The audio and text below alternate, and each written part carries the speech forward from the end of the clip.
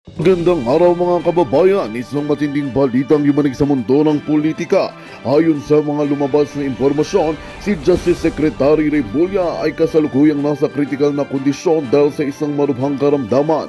Ayon sa mga ulat, tila hindi na ito nagtatagal sa kasalukuyang pagpapagaling sa isang pribadong ospital. Umiikot ngayon ang balita na balak na raw nitong isiwalat ang mga katiwalian sa gobyerno bago mahuli ang lahat. Lalo pang naging maugong ang isyu matapos kumalat ang impormasyon na nabahala na si Pangulong Kuting Jr. sa posibleng pasabog ni Remulla. Ayon sa mga source, ilang araw na raw hindi mapakali ang palasyo at pinapalansya ang mga posibleng hakbang kung sakaling ilabas nga ang kalihim ang mga dokumento at ebidensyang hawak niya. Marami ang nagtataka, anong nga ba ang lihim na nais ibunyag ni Remulla? Sa kabila ng lahat, may mga nagsasabing tila ito'y isang halimbawa ng kasabihang karma is real. Matagal nang binabatikos si Remulla sa iba't ibang isyu ng katiwalian at pang-aabuso sa kapangyarihan. At ngayon ay tila siya na raw mismo ang biktima ng sistema. Hanggang ngayon patuloy ang pagbabantay ng taong bayan sa susunod na kabanata ng kontrobersiyang ito. At yun nga ang balitang ating pakakatutukan. Ngunit bagong lahat, siguraduhin mag-subscribe at ihitang notification bell para sa patuloy na pagtutok sa mga silip ng bagong balita sa tunay na boses ng masa.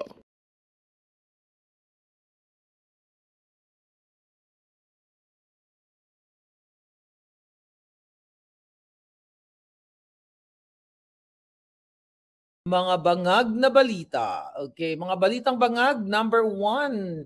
Ito na nga, talagang kitang-kita na ninyong tuluyan ng lumunok at kumain ng etchas. Ang mga kalaban ng bayan, balikan natin dahil trending pa rin at pinag-uusapan ang mga traidor at taksil. Unahin na natin si Vice D. Maganda. Ayan, hindi naman talaga maganda yun. Saan ba kayo nakakita ng maganda na magpapangalan ng sarili niyang ganda? Kung maganda ka, hindi mo na kailangan pangalanan ang sarili mong ganda kung talagang maganda ka dahil kitang-kita naman yan. Anyway, hindi siya maganda. Hindi siya talaga maganda. Kaya yun nga, nakita natin siya noong bonggang-bonggang grand party, konsyerto diyan sa Malacanang na talagang nilunok na ni Vice D. Maganda ang kanyang mga sinabi na talagang naninindigan siya noon na ang Marcos ay magnanakaw, diktador, lahat na ng sinabi niya, pero ngayon ay lunok-lunok din ng suka, sabi nga ng nakararami. Kaya sinabi naman ni Vice D. Maganda na na-appreciate daw niya yung ginawa ng palasyo ng mga ahas para daw sa pagbuhay sa naging industriya ng pelikulang Pilipino. Pagbuhay. Sabi ko nga kahapon, ano ba ang naidulot na pagbuhay ng palasyo ng mga ahas nung nagkaroon ng konsyerto o concert dyan sa Malacanang na ginastos ang pera ng bayan mula sa mga talent fees sa production, paglamon, pati sa pulburon. Yeah? Ngayon ang sabi ni Vice D. Maganda, sabi niya, sa ngayon ay na-appreciate namin ito. Patungkol nga ito sa nangyaring concert. Siyempre nga, nakinabang sila, lumamon sila, nabigyan sila ng talent fee o kung ano pa mga pabor. Talagang ito na biglang bawi ang kanilang mga pinagsasabi noon. Dahil kilala nyo naman na si Vice D. Maganda ay talagang supporter yan ni Leni Robredo, ni Kiko Maching nung panahon na nagbakbakan tayo noong 2022. Ang sabi ni D. Maganda, ngayon na-appreciate namin ito. Malaking tulong ito at lalo't pa talagang naghihingalo ang pelikulang Pilipino. So ano man yung tulong ay talagang ma-appreciate nating lahat. Diba? Ganyan ang mga dramatization. Dahil nga talagang kitang-kita ninyo na ito ay sa ngalan ng what? Pabor. Sa ngalan ng mga proyekto. Sa ngalan ng maaring pagbalik ng ABS-CBN na kung saan ipinasara noong panahon ni Pangulong Duterte at pinagbotohan yan dyan sa Congress, hindi dahil kung ano pa man, kung di dahil sa mga samot-saring paglapastangan ng ABS-CBN sa kanilang mga empleyado simula sa hindi pagbayad ng tamang buwis, hindi pagbayad ng maayos ng mga benepisyo sa kanilang mga trabahante o mga talents o kung ano pa man. Yun ang dahilan, hindi dahil ginipit sila or what. At sabi ko nga, ito ay kitang-kita na ninyo mga palangga na wala na pong pulahan at dilawan, kundi bangaga na lang. At syempre, hindi naman pakakabog, si Megalomaniac. At ang kanyang partner na Maching. Pang! Pang! Ako nga pala si Kiko Maching. Ayan, si Kiko Maching ay lumunok din, hindi lang nilunok nito, isang isang malaking ano tawag dyan? Imbornal ang nilunok ni Kiko Maching. So ngayon mga palangga, patuloy pa rin tayo na naghahatid ng mga balitang pangbangag. Podcast tayo ngayon, sabi ni Kim Ken Yu. At naman si Bayot na Rakista Vlogs. Pakifollow nyo si Bayot DI. Bayot DIC Palangga.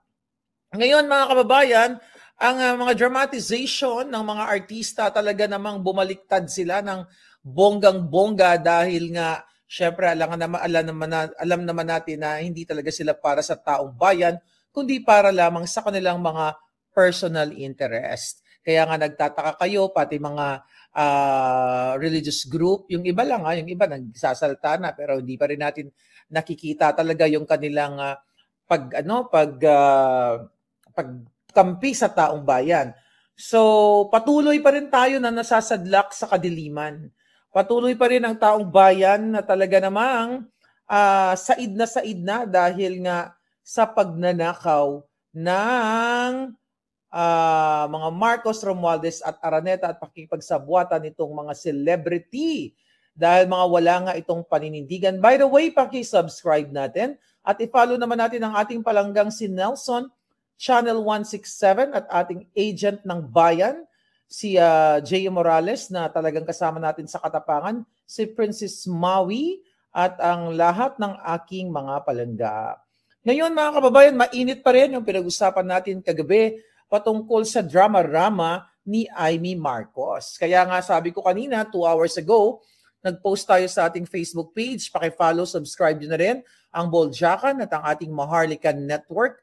Dalawa po yan. Actually, marami tayong, yung active natin na Facebook channel, page ay dalawa, Boljakan at ang Maharlika Network. Kaya naman kanina nag-post tayo na sinasabi ko nga dito na pinagamagatan nating, well, this is given, Amy Traidor, Marcos Jr. Polvoronic at naka-attach dito ang raw video na kung saan sumisinghot si Marcos Jr. na patuloy na ayaw pag-usapan ni Amy, ayaw pag-usapan ng mga kongresista, ayaw pag-usapan ng mga nasa gobyerno dahil nga sila nababayaran, nasupalpalan ng kanilang mga ngangabels ng bangag na gobyernong ito. Kaya ito ang ating panawagan dito at sana, sabi ko nga, everyday wag tayo mapagod, wag tayo matakot at patuloy tayong lumaban para sa katotohanan katulad ni Channel 167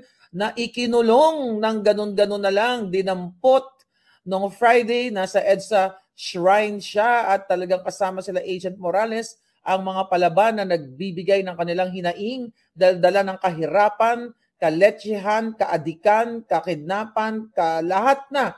So bigla na lamang siyang dinampot ng mga kapulisan dahil sa gawa-gawang kaso o fabricated case, fabricated crime na ikinakusahan siya na siya ay nag-issue ng tumalbog na cheque pero wala naman siyang na-issue at mali-mali pa yung address na nilagay doon sa warrant of arrest. Kaya nga ang sabi ko kay Amy na Traidor at Marcos Jr. Polvoronic na kung tunay na may malasakit si Amy Marcos sa bayan, bakit siya nananatiling tahimik sa issue ng pag-a-addict ng kanyang ading na si Bongbong Bangag Marcos? Nasabi ko nga dito na bata pa lang ay gumagamit na ng pulburon. 'Di ba? Alam na alam ni Amy Marcos 'yan. Baka naman hindi natin alam. Baka magka-jamming sila. We don't know. Pero may nakikita ba kayong manifestation sa bibig ni Amy Marcos na sinyales, kumbaga, na siya ay somehow ay nakijamming sa kanyang kapatid? Sumagot lang kayo dyan sa comment section at babasahin natin later yan. May nakita ba kayong ngiwi na pagbabadya? Mga palangga, kaya naman sabi ko dito sa ating Facebook, ang presidente na nasa ilalim ng impluwensya ng droge ay hindi karapat-dapat mamuno sa isang bansa. Ang katahimikan ni manggagamit Amy Marcos ay hindi lamang kawalan ng aksyon, kundi pagpapakita ng pagkonsinti ng isang traidor, taksil, manggagamit sa bayan. Ayan, gamit na gamit si Sara Duterte. Kaluoy man ang atong Inday. Oy, talaga naman, pero saan ba't pa, sooner or later ay magkakaroon din ng hustisya ang Pilipino sa mga jutang ginemes na ito. Kaya naman sabi ko, kaibigan, palangga, mga katropa, mga kabatak, ka-drivers dyan, ang paglalantad ng katotohanan ay hindi pagkakanulo sa pamilya. Ibig sabihin, kung ilalantad ni Amy Marcos ang pagiging addictus benedictus ng kanyang kapatid na bata pa lang siya, alam niya na, hindi po yan pagtatraidor o pagkakanulo sa isang pamilya, kundi isang obligasyon niya bilang, kung siya talaga ay lingkod bayan, which is not, di ba, obligasyon niya sa taong bayan. Ang presidenteng hayok sa laman, ay hindi, pwede rin.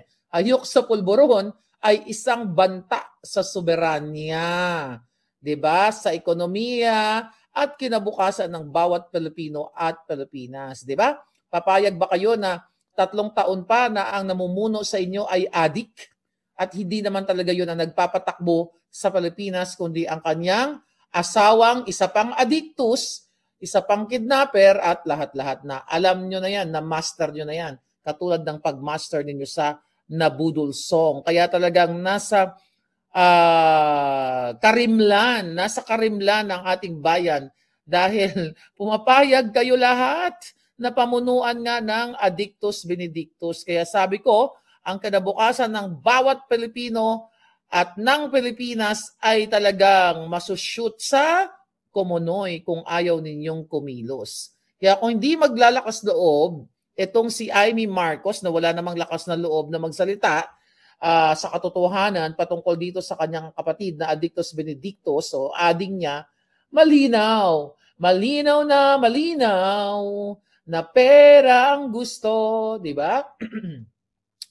Malinaw na pera ang gusto ni Amy at ng kanyang pamilya, kapangyarihan at pati posisyon lang ang kanilang intensyon. Hindi talaga pagmamahal sa bayan dahil yung kadyotahan niyang mga panawagan, eklabus sa kanyang ading, sa kanyang kapatid kahapon ay isa lamang pa-drama at pakuha ng simpatya sa taong bayan. Kaya nga sabi natin mga palangga, panahon na para sa katotohanan. Panahon na para magsaya. Durugin na natin ang mga polboronic. So ang taong bayan, mga palangga, ay hindi dapat tayo lahat ay, kayo dyan, lalo sa Pilipinas, ay mamuhay sa ilalim ng pamahalaan na pinamumunuan ng isang addictus benedictus, smuggler, kidnapper, Lizafer, at pulboronics, dahil hindi lang naman si Marcos Jr. ang nagpupulboron. Bonggang-bonggang expose ni Miss Cathy Binag na mismo si Assistant to the President ay addictus benedictus din. Imagine niyo ang mga adik, ang mga cabinet secretaries ninyo, ang mga adik. Sino-sino pa kaya ang mga addictus benedictus? Actually, natanong natin yan kay Cathy Binag eh. Sa tingin nyo, mag-comment kayo dyan, si Ralph Recto ba ay addictus benedictus? Sa tingin nyo, sino pa ang mga addictus benedictus na nakikita ninyo mga hitad? Si Beautiful Life, ang sabi ni Beautiful Life, ipokrita si Amy. Of course, darling, to the highest level yan. Sabi ni Joey Reclusio, insincere si Amy Marcos. Sabi ni Felicitas Monte, hello palangga, nabudol tayo. Yes, budol na bulol. Okay, ay may katanungan si Vincent Sevi, tuduwang kapatid daw sila Grace po at Bangag. Paano ba sila naging magkapatid? Well, ang chika boom boom dyan, ang mga nahagap ng mga chika in the past, na according to the chika boom boom, na mga nabasa natin, allegedly, na si Grace po ay anak ni Marcos Sr. kay Sonora. Parang ganun ang anggulo dyan, di ba? Vincent, yan ang natatandaan kong chika boom boom. Sabi ni Mimi, saan ka Maharlika? Nasa CR? Wala ako sa CR. Nasa ilalim ako ng balon. Sa balon. Naliligo ako. Si Den Scorpion, okay, merong manga festation. Yes, merong manga festation. Ano, yung baba? Ha, Den Scorpion? Okay, Addictus. Yes. Si Gurgur TV, ayan, halinghing sa dilim. Parang gusto ko yung halinghing sa dilim. Sabi naman ni Victorito Veray, manga the best actress of the year. Well, I don't think so na best actress ka. Kasi pag best actress ka, yung acting mo is very convincing. Napapaniwala mo yung taong bayan. Well, definitely flop ito palangga. Kasi bakit flop? Hindi naman kumita sa atin eh. Alam naman natin na pinagloloko lang tayo, di ba? So I don't think na best actress siya. Baka best budol pwede. So yun na nga mga palangga, talagang ang mundo ng social media ay ginulantang ng mga makakaliwa at mga balimbing. Mga balimbing na grupo dito sa kapag punta doon sa party na yon. Talaga naman. Pero anyway, meron tayong not really breaking news. Kagabi pa ito. Ang Inday Sara ninyo talagang namamayagpag ang kanyang trust rating over kay Bangag. Yay! Nilampaso na naman sila ng ating palanggang Inday Sara. Actually, talagang bonggang-bongga ang paglampaso ni Inday sa kanila, no? Dahil talaga naman out of si Romualdez, si briber. Is there a word na kapag may briber ba? Bribery eh. Sikat to sa bribery si Romualdez. Talagang nilampaso siya ni Inday Sara. Lahat naman yung nilalampaso dahil sino ba ang nag-ano nito? Ang gumawa nitong survey na ito. Pero actually, yung mga survey natin, dyan sa mga Facebook page at mga YouTube channels, ang layo-layo ng agwat ni Inday Sara dito sa mga grupo ng mga bangag, right? Ma'am Felicitas Mante. Yan naman ang ating palangga na patuloy na nagsusuporta sa atin. So yun na nga mga kaibigan, yung mga balitang nakalap natin galing sa mga bangag. Galing sa mga bangag na balita na sinasabi ni Bangag Jr. na patungkol nga dito sa DepEd. Diba? Para ponduhan itong DepEd at itong patungkol sa PhilHealth, ito ang statement ni Bangag. On the subject of DepEd, we are still looking into it. Okay? Bakit ganyan ang kanyang ito? Basahin na lang natin itong ating mga nakalap na balita. Alright, tignan natin ang ating mga nakalap na balita tungkol kay Bangag. Ayan. Ang sabi ni Bangag, talaga namang pinagtatanggol niya yung pagbigay ng zero subsidy sa PhilHealth. Ang paliwanag ng Pangulong Bangag ninyo na may natitira pang 500 billion na reserve funds. Ayon nga sa kanya, kay Bangag na Bangag, Singhoters, PhilHealth requires around 100 billion annually for its operations and services. Now, the PhilHealth has sufficient budget to do all of the things that they want to do. Ang sabi pa nga ni Bangag, let's go back in the last 2 years. Kung titignan ninyo ang services na ibinigay, ang mga treatments na binayaran ngayon ng PhilHealth, nag-expand na ng gusto. We're taking care of more conditions. We're tending to more people, and that's from the budget of 2023 and 2024. Hindi po ito totoo. Dahil ito mga kadyutahan ni Bangag, lip service lang ito mga palangga. Hanggang salita lang. Puro kadyutahan. Anong pinagsasabi niya na mayroong sufficient budget para gawin ang lahat ng bagay na gustong gawin ng PhilHealth para sa mga beneficiaries, para sa taong bayan. Dahil kung totoo yan, kung maniniwala kayo kay Bangag, di ba? Maniniwala din kayo sa kanyang Ghost 5,500 flood control na ipinagmalaki noong kanyang State of Nothing Achieved address.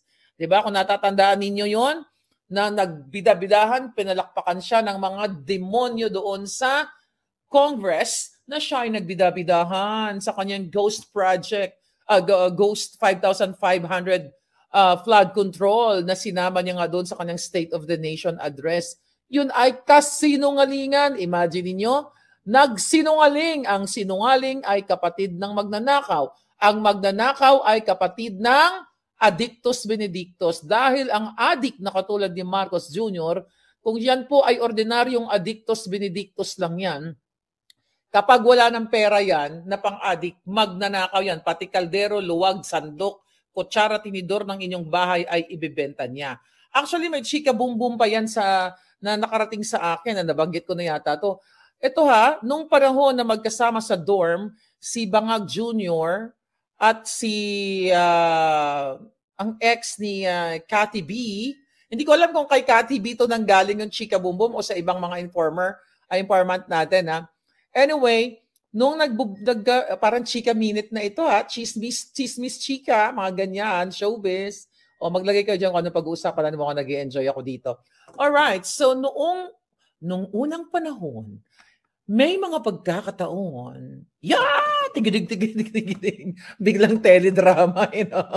Nung unang panahon, nung si Marcos Jr. ay nagbo-board dito sa Boston, sa Amerika, kung saan naka-boardmate niya si Anton Florendo, hindi si Anton Florendo, si Tony Boy Florendo na ex ni Cathy Binag, may pagkakataon di umano na sila ay naghabulan sa dalampasigan. Hindi kasali yun.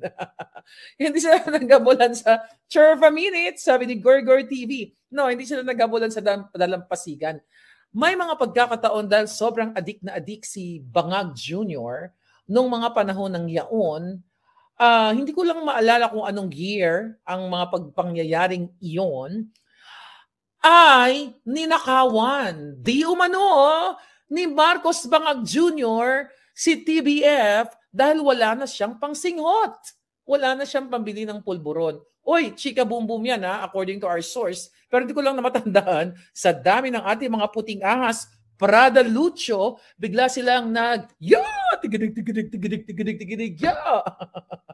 bigla silang hindi kasali yung nagtsorbahan. Basta, yung chika boom boom dito ay nagnakaw si Bangag ng pera kay TBF ng mga bata pa siya kasi naubusan siya ng pera pang singhot.